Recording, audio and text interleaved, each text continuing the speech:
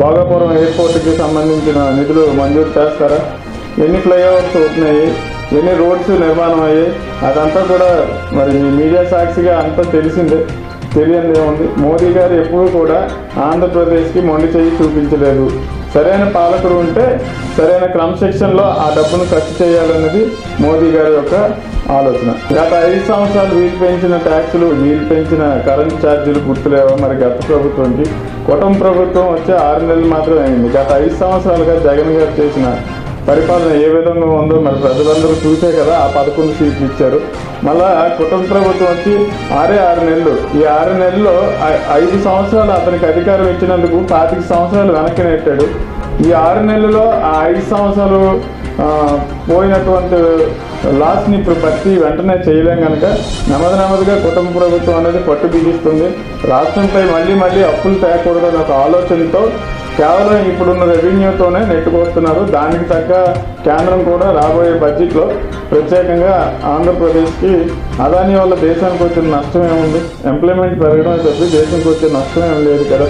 ఇదే అదానిని కాంగ్రెస్ మరి 1900 శాఖల్లో పెంచి పోషించిన వాళ్ళు కాంగ్రెస్ వాళ్ళే కదా.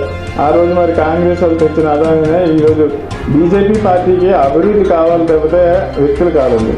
అది తప్పుడు ప్రచారం అని నా ఉద్దేశం. బీజేపీ ప్రభుత్వం సపోర్ట్ లేకుండా మెట్రో ప్రాజెక్టులే జరగవు కదా సార్. అసలు మెట్రో ప్రాజెక్ట్ అనేది సెంట్రల్ గవర్నమెంట్కి సంబంధించింది. స్టేట్ గవర్నమెంట్ ఏదైతే ఉందో అది రూట్ మ్యాప్ ఒకటి ఇచ్చింది. అది కొంచెం తక్కువ, అంటే మినిమం ఇంతని ఉండాలి మెట్రో ప్రాజెక్ట్కి.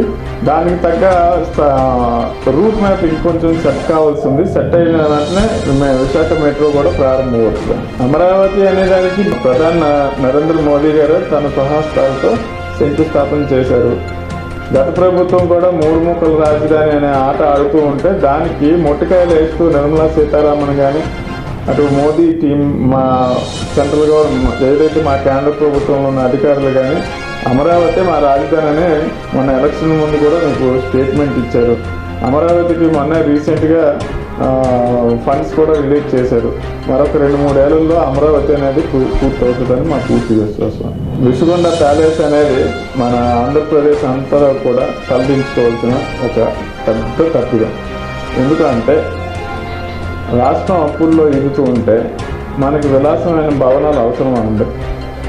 అదే 500 కోట్లు ప్రజా వినియోగం వాళ్ళ ఇంట్లోకి తెచ్చి ఎవరు పెట్టలేదు. ఇదంతా ప్రజల తాలూకు సొమ్ము. అందమైన ప్రదేశం అండి. దాన్ని అరుగుండు గీకి దాని మీద ఒక ప్యాలెస్ వాళ్ళ స్వార్థం కోసం, వాళ్ళ భార్య మనకి గిఫ్ట్గా ఇవ్వడం కోసం జగన్మోహన్ రెడ్డి చేసిన పెద్ద దగా అండి. ఇదంతా ప్రజల సొమ్ము అంతా దుర్వినియోగం చేసి ఆ ప్యాలెస్ వల్ల ఆంధ్ర రాష్ట్రానికి ఎటువంటి ఉపయోగం లేదు. ఆంధ్ర ప్రజలు జోబీలు కన్నం కొట్టి మరి ఆ ప్యాలెస్ కట్టారండి. సుందరమైన ప్రదేశాన్ని ఈరోజు చూస్తే మట్టి బుగ్గుపాలు చేసినటువంటి వైనం వైసీపీదే. వైసీపీ వాళ్ళకి ఈ ధర్నాలు, రాస్తాలు, రోకోలు చేయడం కాదు, దాని మీద ముందు సమాధానం చెప్పాలి.